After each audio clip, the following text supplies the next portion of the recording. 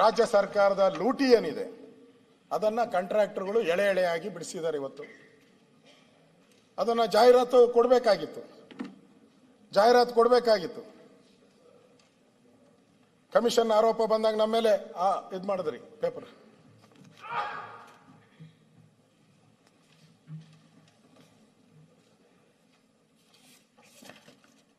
ಇವತ್ತು ನಮ್ಮ ಸರ್ಕಾರದ ಜನ್ಮ ಜಾಲಾಡಿದ್ರಿ. ಆಮೇಲೆ ಅಡ್ವರ್ಟೈಸ್ಮೆಂಟು ಕೊಟ್ರಿ. ಮೊನ್ನೆ ತಾನೇ ಗಾಂಧಿ ಹೆಸರಲ್ಲಿ ಒಂದು ಅಡ್ವರ್ಟೈಸ್ಮೆಂಟು ಕೊಟ್ಟಿದ್ರಿ. ಗಾಂಧಿ ಹಂಗೆ ಹೇಳಿದ್ರು ಹಿಂಗೆ ಹೇಳಿದ್ರು ಅಂತ ಹೇಳ್ಬಿಟ್ಟು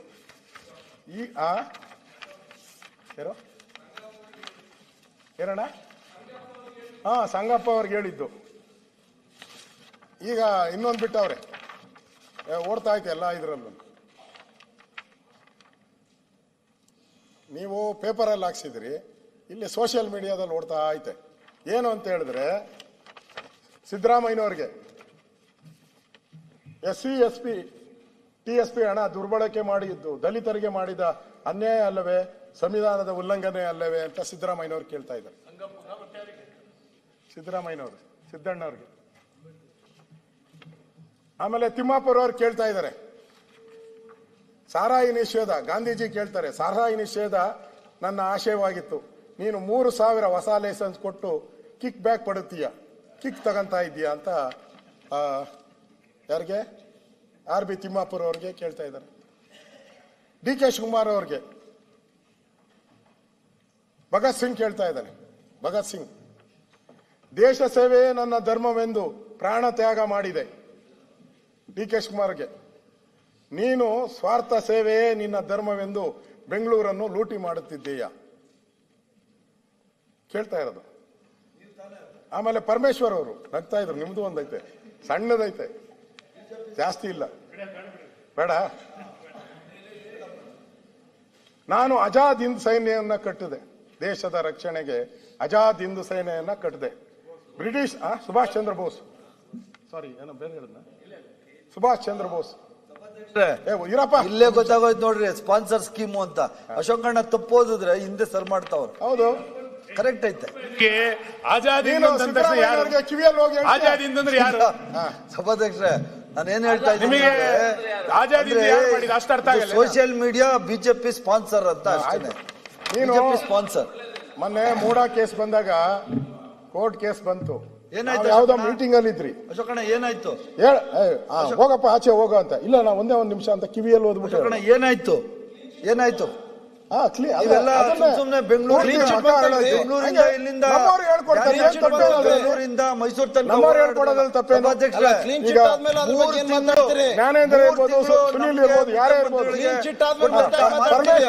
ಏನಾಯ್ತು? ಸುಪ್ರೀಂ ಕೋರ್ಟ್ ಆಯ್ತು, ಹೈಕೋರ್ಟ್ ಅಲ್ಲಿ ಹೋಯ್ತು, MPML ಎಲ್ಲ ಸೋಲು. ಅಶೋಕಣ್ಣ ಓದ್ತಾನೆ ಇರಿ, ಪರವಾಗಿಲ್ಲ. ಅಶೋಕಣ್ಣ ನಾನು ಟಾರ್ಗೆಟ್ ಮಾಡ್ಬಿಟ್ಟಿದ್ಯಾ, ಮಾಡ್ ಪರವಾಗಿಲ್ಲ, ಐ ಡೋಂಟ್ ಮೈಂಡ್. 14 ಸೈಟ್ ಕೊಟ್ಟದನ್ನು ಸುಮ್ಮನೆ ವೇಸ್ಟ್ ಅಲ್ಲಿ. ನೀವೇ ದೊಡ್ಡವ್ರ ಹಂಗಾರೆ? ಸರಿಯಾಗಿ ಹೇಳುದು ಸುಪ್ರೀಂ ಕೋರ್ಟ್ ಜಡ್ಜ್ ಅದಕ್ಕಿಂತ ಬೇಕಾ? ಸುಮ್ನೆ ಹೇಳ್ಬಾರ್ದು. ನಿಂದು ಮುಗಿಸಿದ್ದೀನಿ ನಾನು, ಬಿಟ್ಬಿಡು. ಮುಗಿಸಿದ್ದೀನಿ, ಆಯ್ತಲ್ಲ. ನಾನು ಟಾರ್ಗೆಟ್ ಮಾಡಿದ್ಯಾ, ಮುಗಿಸಿದ್ದೀನಿ ಅಂದ್ರೆ ಟಾರ್ಗೆಟ್. ಅದು ಎಲ್ಲಾ ಪತ್ರಿಕೆಯಲ್ಲೂ ಬಂದ್ಬಿಟ್ಟಿದೆ. ಅದು ಓದಿಲ್ಲ ನಾನು, ಓದಿದ್ನಲ್ಲ ಆಗ, ಎಲ್ಲ ಬಂದಿದೆ, ಜನ ಎಲ್ಲ ನೋಡ್ಬಿಟ್ಟಿದ್ದಾರೆ. ನಾನು ಅಸೆಂಬ್ಲಿಯಲ್ಲಿ ಹೇಳಿದ್ದೀನಿ ಅಷ್ಟೇ. ಇಲ್ಲಿ ಸುರೇಶ್ ಇವರು ಜಿ ಪರಮೇಶ್ವರ್, ನಾನು ಆಜಾದ್ ಹಿಂದ್ ಫೌಜ್ ಸ್ಥಾಪಿಸಿ ಬ್ರಿಟಿಷರ ವಿರುದ್ಧ ಹೋರಾಡಿದೆ, ಆದರೆ ನೀನು ರಾಜ್ಯದ ಕಾನೂನು ಸುವ್ಯವಸ್ಥೆಯನ್ನು ಹದಗೆಡಿಸಿ ಗೃಹ ಇಲಾಖೆಯನ್ನು ಭ್ರಷ್ಟರಾಗಿ ಮಾಡಿದ್ದೆ. ಇದು ನೋಡಿ, ಅವ್ರ ಮೇಲೆನೆ ಈ ರೀತಿ ಮಾತಾಡ. ಹೌದು, ಸೋಷಿಯಲ್ ಮೀಡಿಯಾದ ಬಂದು ನಾನು ಬೇಡ ಅಂದೆ, ಹೇಳು ಅಂತ ಹೇಳಿದ್ರು, ಅವ್ರು ಹೇಳಿದ್ರು. ಅದನ್ನ ಸ್ಪೋರ್ಟಿವ್ ಆಗಿ ತಗೊಂಡಿದ್ದಾರೆ ಅವರು, ನೀವು ತಗೊಂಡಿಲ್ಲಲ್ಲ ಅದನ್ನ. ಆಮೇಲೆ ಸೋಷಿಯಲ್ ಮೀಡಿಯಾ ತಗೊಂಡು ಮಹಿಳೆಯರ ಸಬಲೀಕರಣಕ್ಕೆ ಅಧಿಕಾರ ಕೊಟ್ಟರೆ ಇರ್ಲಿ ಸರ್ ಅಧ್ಯಕ್ಷ. ನಾನು ಅಸೆಂಬ್ಲಿಯಲ್ಲಿ ಓದ್ತಾ ಇದ್ದೀನಿ, ನಾನೇ ಬರ್ದಿರೋದಿನ್ನ ಸೋಷಿಯಲ್ ಮೀಡಿಯಾಗೆ ಹಾಕ್ತೀನಿ. ಸೋಷಿಯಲ್ ಮೀಡಿಯಾ ಹಾಕ್ತೀನಿ. ಇದು ಅದ್ರ ಮೇಲೆ ಅಷ್ಟು ತಲೆ ಕೆಡಿಸ್ಕೊಳ್ಳೋದು ಬೇಡ. ಏನ್ ಸಮಸ್ಯೆಗಳಲ್ಲೋ ಅದ್ರ ಮೇಲೆ ಬೆಳಕು ಚೆಲ್ರಿ, ಸುಮ್ಮನೆ ಇದನ್ನ ಟೈಮ್ ಪಾಸ್ ಆಗ್ತದೆ. ಆಯ್ತು, ಬೇಡ, ಸಾಕಾ? ಸಾಕು ಸಾಕು, ಆಯ್ತು. ಏನಾದ್ರೂ ಬಾಧ್ಯತೆ ಇರ್ತದೆ. ಸನ್ಮಾನ್ಯ ಅಧ್ಯಕ್ಷರೇ, ಇದಾದ್ಮೇಲೆ ಮಾತಾಡ್ಬೋದು. ಇನ್ನ ಸುಮ್ಮನೆ ಹೇಳದ್ನಪ್ಪ, ಅದಿನ್ನ ಹಾಕಿಲ್ಲ, ಹಾಕ್ತೀನಿ ಇವಾಗ, ಹಾಕ್ತೀನಿ. 2.5 ವರ್ಷ ಒಂದ್ ರೀತಿ ಕಾಂಟ್ರಾಕ್ಟರ್ಗಳದ್ದು ಬಂದಾಗ ಈ ಸುದ್ದಿಗೆ ಬಂದಿದ್ದೀನಿ ಅಷ್ಟೇ. ನಾನು ಚಿಕ್ಕಬಳ್ಳಾಪುರದಲ್ಲಿ ಮುನೇಗೌಡ ವಿಷ ಕುಡಿದು ಆತ್ಮಹತ್ಯೆ ಮಾಡ್ಕೊಂತಾರೆ, ಬಿಲ್ ಬಂದಿಲ್ಲ. ಹಲವಾರು ಬಾರಿ ಕೇಳಿದ್ರು ಕೂಡ ಹಣ ಕೊಟ್ಟಿಲ್ಲ. ಅದಕ್ಕೆ ಅವರ ಆತ್ಮಹತ್ಯೆನ ಮಾಡೋ ಪ್ರಯತ್ನ ಮಾಡಿದ್ದಾರೆ. ನಿಮ್ಮ ಕೈಯಲ್ಲಿ ನನಗನ್ಸುತ್ತೆ ಇವ್ರ ಕೈಯಲ್ಲಿ ಆಡಳಿತ ಮಾಡಕ್ ಆಗ್ತಾ ಇಲ್ಲ. ರಾಜ್ಯದಲ್ಲಿ ಹೇಳ್ತಾ ಇದ್ದಾರೆ ಆರ್ಥಿಕ ಪರಿಸ್ಥಿತಿಯನ್ನ ನಾವು ಸುಧಾರಿಸ್ತಾ ಇದ್ದೀರಿ ಅಂತ. ಆರ್ಥಿಕ ಪರಿಸ್ಥಿತಿ ಸಿಕ್ಕ ಎಲ್ಲರ ಮೇಲೂ ಟ್ಯಾಕ್ಸ್ ಹಾಕಿದ್ದೀರಾ. ಕಳೆದ ವರ್ಷ ಸಿದ್ದರಾಮಯ್ಯನವರು ಹೇಳಿದ್ರು ನಾವು ಈ 40% ಕಮಿಷನ್ ಆ ವಿಚಾರವಾಗಿ ಮಾತಾಡ್ತಾ ಹೇಳಿದ್ರು, ನಾವು ಯಾವುದೇ ತೆರಿಗೆಗಳನ್ನ ಹಾಕಲ್ಲ, ಲಂಚದ ಹಣ ಏನು ಹೋಗ್ತಾ ಇದೆ ಅದನ್ನ ಶೇಖರಣೆ ಮಾಡಿ ರಾಜ್ಯದ ಜನತೆಗೆ ಒಳ್ಳೇದು ಮಾಡ್ತೀನಿ ಅಂದ್ರು. ಎಷ್ಟು ಹಾಕಿದ್ದಾರೆ ಅಧ್ಯಕ್ಷರೇ? 56,000 ಕೋಟಿ. ನಾನು ಲೆಕ್ಕ ಮಾಡಿದ್ದೀನಿ, 56,000 ಕೋಟಿ ಟ್ಯಾಕ್ಸ್ ಹಾಕಿರೋದು. ಆಮೇಲೆ ನಮ್ಮದು 40% ಅಂದ್ರಿ. ನಮ್ಮದು 40% ಅಂದ್ರೆ 4 ಲಕ್ಷ ಬಡ್ಜೆಟ್ ಅಲ್ಲಿ 40% ಅಂದ್ರೆ 1,60,000 ಕೋಟಿ. ಇವೆರಡು ಸೇರಿಸಿದ್ರೆ 2,500 ಲಕ್ಷ ಕೋಟಿ. ಎಲ್ಲೋಯ್ತು ಇಷ್ಟು ಹಣ? ಎಲ್ಲೋಯ್ತು? ಇರ್ಬೇಕಲ್ಲ. ಈಗ ಅದು ಉಳಿಬೇಕು ಇವ್ರ ಪ್ರಕಾರ, ಈ ಟ್ಯಾಕ್ಸ್ ಹಾಕಿದ್ದು ಉಳಿಬೇಕು. ಈ ಹಣ ಯಾರ ಜಾಬ್ಗೆ ಹೋಗ್ತಾ ಇದೆ? ನಮ್ಮ ಪ್ರಶ್ನೆ. ಅದು 40 ಕೋಟಿ 80 ಕೋಟಿ ಇವೆಲ್ಲ ಊಹಾಪೋಹಗಳು. ಸಿಗ್ಲಿಂತವು ಎಲ್ಲಿ ಸಿಗ್ತದೆ ಲೆಕ್ಕ? ಈಗ 40 ಕೋಟಿಗೂ ಲೆಕ್ಕ ಇಲ್ಲ, 80 ಕೋಟಿಗೂ ಲೆಕ್ಕ ಇಲ್ಲ. ಈಗ ಉಳಿದಿರೋದು 20 ಕೋಟಿ. 20 ಕೋಟಿ ಒಳಗೆ ಏನು ಕೆಲಸ ಆಗದೆ ಜನ ಸುಮ್ಬಿಟ್ಬಿಡ್ತಾರ? ಅದನ್ನು ಲೆಕ್ಕ ಹಾಕಿ ಮಾತಾಡ್ರಿ. ಕರೆಕ್ಟ್ ಅಧ್ಯಕ್ಷರೇ, ನೀವು ಇವಾಗ ನಾನು ಮೆಚ್ಚದೆ, ನೀವು ಕರೆಕ್ಟ್ ಅದ. ಅವ್ನು ನಂಗೆ ಹೇಳದಲ್ಲ, ಅವ್ರ ಮೇಲೆ ಯಾಕೆ ಅಧ್ಯಕ್ಷರ ಕೇಸ್ ಹಾಕಿಲ್ಲ ನೀವು? ಇಷ್ಟೊಂದು ದೊಡ್ಡ ಸರ್ಕಾರ, ಪೊಲೀಸವರೆಲ್ಲ ನಿಮ್ ಕೈಯಲ್ಲೇ ಇದ್ದಾರೆ, IAS ಅವರೆಲ್ಲ ನಿಮ್ ಕೈ, ಅವ್ರನ್ನ ಯಾಕೆ ಕೇಸ್ ಹಾಕಿಲ್ಲ ಅವ್ರ ಮೇಲೆ? ಪತ್ರಿಕಾ ಪ್ರೆಸ್ ಮೀಟ್ ಮಾಡಿ ಅಫಿಷಿಯಲ್ ಲೆಟರ್ ಬರೆದಿದ್ದಾರೆ, ಮುಖ್ಯಮಂತ್ರಿಗೆ ಬರೆದಿದ್ದಾರೆ. ಯಾಕೆ ಕ್ರಮ ಆಗಿಲ್ಲ ಅವ್ರ ಮೇಲೆ?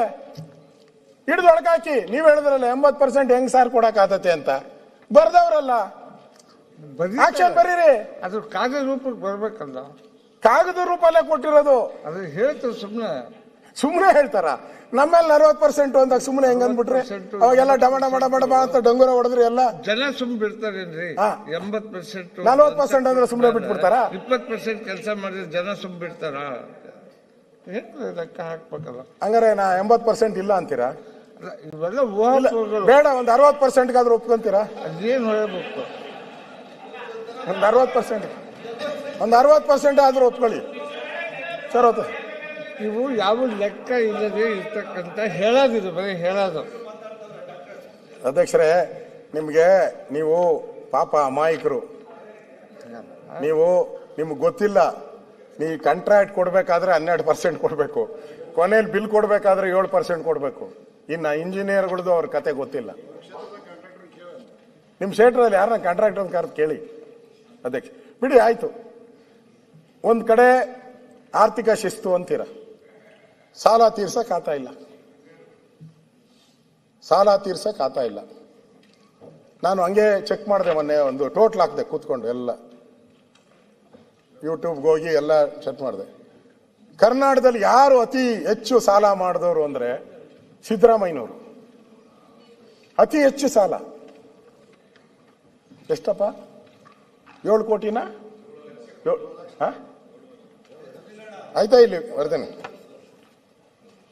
ಸಾಲ ಅಷ್ಟು 7 ಲಕ್ಷ ಕೋಟಿ ಸಾಲ ಮಾಡವ್ರು ಸಿದ್ದರಾಮಣ್ಣ ಒಬ್ರೆ. ಹೈಯೆಸ್ಟ್ ಅವಾರ್ಡ್ ಕೊಡ್ಬೇಕಲ್ಲ ಅವ್ರಿಗೆ. ಹೆಚ್ಚು ಟ್ಯಾಕ್ಸ್ ಹಾಕ್ತಾ ಇದ್ದೀರಾ, ಬೇಕಾಬಿಟ್ಟಿ ಸಾಲ ಮಾಡಿದ್ದೀರಾ. ಒಟ್ಟು ಸಾಲ ಸಿದ್ದರಾಮಯ್ಯನವ್ರದ್ದು ಟೋಟಲ್ 7.64 ಲಕ್ಷ ಕೋಟಿ. ಸಿದ್ದರಾಮಯ್ಯ ಒಬ್ರೆ. ಎಲ್ಲಿಂದ ನಾನು ಹೇಳ್ತಾ ಇರೋದು? ಕೆಂಗಲ್ ಹನುಮಂತಯ್ಯನವರಿಂದ ಹಿಡಿದು ಯಡಿಯೂರಪ್ಪನವ್ರಿಗೂ ಬೊಮ್ಮ ಎಲ್ಲ ಸೇರಿ ಅವ್ರವ್ರ ಇಂಡಿವಿಜುವಲ್ ಸಾಲನೂ ಐತೆ. ನನ್ನ ಹತ್ರ ಪಟ್ಟಿನೇ ಐತೆ, ಯಾರ್ಯಾರು ಎಷ್ಟೇ ಸಾಲ ಮಾಡವ್ರೆ. ಸಿದ್ದರಾಮಯ್ಯನವರು ಒಬ್ಬರೇ 7.64 ಕೋಟಿ ಸಾಲ ಮಾಡಿದ್ರು. ಆರ್ಥಿಕ ಶಿಸ್ತು ಎಲ್ಲಿಂದ ಬರ್ತದೆ? ಬದನೆಕಾಯಿ ಆರ್ಥಿಕ ಶಿಸ್ತು ಎಲ್ಲಿಂದ ಬರಕ್ಕೆ ಸಾಧ್ಯ? ಇಷ್ಟೊಂದು ಸಾಲ ಮಾಡಿ ಅಭಿವೃದ್ಧಿಗೆ ಹಣ ಕೊಡ್ತಾ ಇಲ್ಲ. ಆಮೇಲೆ ಪ್ರಮುಖವಾಗಿ ಈ ಗೃಹಲಕ್ಷ್ಮಿ ಹಣ, ಮಾನ್ಯ ತೆಂಗಿನಕಾಯಿ ಅವರು ಮಹೇಶ್ ತೆಂಗಿನ ಗೃಹಲಕ್ಷ್ಮಿ ಹಣ 5,000 ಕೋಟಿ. ತಾವು ಆರೋಗ್ಯ ಸರಿ ಇರಲಿಲ್ಲ, ಬೆಳಗಾವಿ ಅಧಿವೇಶನ ಅಲ್ಲಿ 5,000 ಕೋಟಿ ಹಣನ 2 ತಿಂಗಳು ಫೆಬ್ರವರಿ ಮಾರ್ಚ್ ಅಲ್ವನಪ್ಪ, ಫೆಬ್ರವರಿ ಮಾರ್ಚ್ 2 ತಿಂಗಳು ಹಣ ಹಾಕಿಲ್ಲ ಅಂತ ಹೇಳಿದ್ರಿ. ಮಂತ್ರಿಗಳು ಬಂದು ಕ್ಷಮಾಪಣೆ ಕೇಳಿದ್ರು, ಮುಖ್ಯಮಂತ್ರಿ ಹೇಳಿದ್ರು ಏನೋ ಹಾಕ್ಬಿಡ್ತೀನಪ್ಪ ಅವ್ರಿಗೆ ಅಂತ ಹೇಳಿದ್ರು. ಇದುವರೆಗೂ ಹಾಕಿಲ್ಲ, ಇದುವರೆಗೂ. ಆಮೇಲೆ ನಮ್ಮ DK ಶಿವಕುಮಾರ್ ಅವರೊಂದು ಪ್ರೆಸ್ ಮೀಟ್ ಮಾಡಿದ್ರು. ಅವ್ರೇನು ಪ್ರೆಸ್ ಮೀಟ್ ಮಾಡಿದ್ರು ಗೊತ್ತಾ? DK ಶಿವಕುಮಾರ್ ಅವರು ಲಕ್ಷ್ಮೀ ಹೆಬ್ಬಾಳ್ಕರ್ ವಿಚಾರವಾಗಿ ಫೈನಾನ್ಸ್ ಅವರು ಹಣ ಬಿಡುಗಡೆ ಮಾಡಿಲ್ಲ. ಅವ್ರ ಸ್ಟೇಟ್ಮೆಂಟ್, ಫೈನಾನ್ಸ್ ಅವರು ಹಣ ಬಿಡುಗಡೆ ಮಾಡಿಲ್ಲ, ಪಾಪ ಆ ಹೆಣ್ಮಗಳು ಏನ್ ಮಾಡ್ತಾಳೆ? ನೀವು ನೋಡಿದ್ರೆ ಹಣ ಹಾಕು ಅಂತೀರಾ, ಆ ಹೆಣ್ಮಗಳು ಏನ್ ಮಾಡ್ತಾಳೆ ಅಂತೇಳಿ DK ಶಿವಕುಮಾರ್ ಅವರು ಹೇಳ್ತಾರೆ. ನಾನು ಮುಖ್ಯಮಂತ್ರಿಗಳು ಹೇಳ್ತಾರೆ ಹಣ ಬಿಡುಗಡೆ ಆಗಿದೆ ಅಂತ. ಈ ದೊಡ್ಡ ಮಟ್ಟದ ಹಣ 5,000 ಕೋಟಿ ಎಲ್ಲೋಯ್ತು? ಫೆಬ್ರವರಿ ಮಾರ್ಚ್ 5,000 ಕೋಟಿ, ಅಪ್ರಾಕ್ಸಿಮೇಟ್ 1.5 ಕೋಟಿ ಜನಕ್ಕೆ, 1.5 ಕೋಟಿ ಜನಕ್ಕೆ ಸಿಗ್ಬೇಕಾಯ್ತು, ಎಲ್ಲೋಯ್ತು? ಈ ಜನವರಿಗೆ ಫುಡ್ ಗ್ರೇನು ಬಂದಿಲ್ಲ ಸರ್. ಅದಕ್ಕೆ ಹೇಳ್ತೀನಿ ಆಮೇಲೆ ನೆಕ್ಸ್ಟ್. ಅದು ಎಲ್ಲೋಯ್ತು? ಮೊನ್ನೆ ಏನೋ ಪರಮೇಶ್ವರ್ ಹಿಂದ್ ಬಿದ್ದು ಹೋದ್ರು, ಅದಕ್ಕೆ ಯಾವುದೋ ಟ್ಯಾಂಕರ್ಗೂ 400 ಕೋಟಿ ನೋಟ್ಗಳು ಇಟ್ಕೊಂಡು ಬೆಳಗಾವಿಂದ ಓಡೋಯ್ತು. ಹಂಗೆ ಈ 5,000 ಕೋಟಿ ಎಲ್ಲ